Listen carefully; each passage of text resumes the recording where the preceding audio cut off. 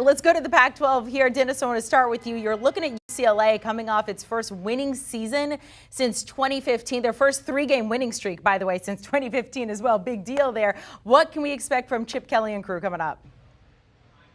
Well, the team across town might be the biggest story in the offseason, Lincoln Riley and USC, and I know we're going to talk about them. But that kind of reverberates over in Westwood with UCLA. Everything Chip Kelly does is going to be viewed in comparison to what Lincoln Riley does, if you believe he's going to get them back on track. There was an inflection point in January. The athletic director had to make a decision. You either cut bait and pay Chip Kelly a big buyout, or you extend him. Well, they extended him. 4 more years, I think at $6 million per year. That was up from $4 million. And so what are you getting with Chip Kelly? Well, you've gotten a Chip Kelly that's went right to the transfer portal, gotten a lot of transfers. Again, I don't hold that as a negative anymore. There's more and more coaches bringing in more transfers than they recruit high school players, and that's what Chip does. He's not particularly enamored one of those guys that likes to go out and recruit, so that's fine. I don't have any problem with that. He gets Dorial Thompson-Robinson back for another year. Zach Charbonnet is an established back at Michigan and at UCLA. He had a great year last year. He loses the big tight end. But the question is, what are they going to be like defensively? This has been a pretty soft team under Chip Kelly. He hired a new defensive coordinator, Bill McGovern, who hasn't coordinated a defense since 2012 when he was at Boston College. We'll see which way that goes. But you mentioned it. They've got something going. I'm not going to take anything away. 8-4 last year. They opted out of the Holiday Bowl because of COVID. But they've got to get off to a fast start and at least show that they compete with USC going into November.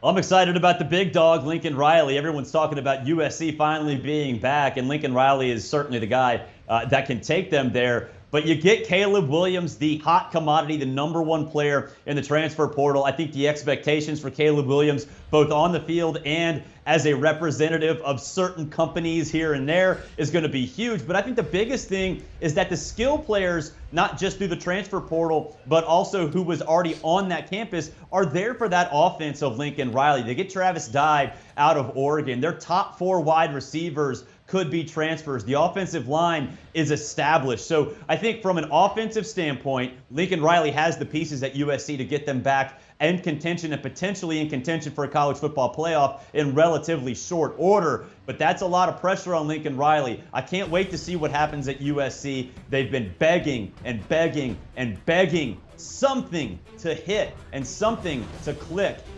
in LA, and I think right now USC, all eyes are on them. Lincoln better perform quickly. You know, no program in the Pac-12 has probably benefited more from USC's struggles than Oregon, and I'm really interested to see how the Ducks look this spring after Mario Cristobal left to take over at Miami, and they bring in Dan Lanning from Georgia. And I think it's a really good hire for them as far as a consistency goes, because Dan Lanning doesn't have the head coaching experience that Mario had at FIU before he took over Oregon. But they have very similar philosophies, and they understand how important recruiting is to building your program and getting the talent and going forward from there. So I think it's going to be somewhat smooth from that angle. But what's also interesting is going to be what happens at quarterback. Bo Nix, we saw him at Auburn the last few years. He's had a lot of highs and a lot more lows. He's going to Oregon. He's being reunited with his former offensive coordinator, Kenny Dillingham. And the quarterback position has kind of been a problem for the Ducks the last few years with inconsistency. So will Nix provide a stabilizing presence, or will he still be Bo Nix? And will former 4-star recruit Ty Thompson, who's been highly sought after but has had trouble getting on the field, finally make his way under center to take over that job? So that's what I'm going to watch with the Ducks this spring. Guys, admittedly, it's been a minute since I talked about college football, and I'm now very excited. Dennis Dodd, I hope the next time we see you, you have some beads around your neck, maybe a hurricane in your hand or something. Barrett Sallee, Tom Fornelli, you guys have fun at home while Dennis is there in New Orleans. We appreciate it. Those are some of the guys behind the Cover 3 podcast. Latest episodes, by the way. The best transfers at each position. Also, your dream conference matchups for 2022. Non-conference matchups, I should say, for 2022 and beyond. Do you want a sports network that delivers everything that matters about the game? The highlights, the picks, the instant analysis, no yelling, no fake debates, no politics. Hit the subscribe button and never miss a moment.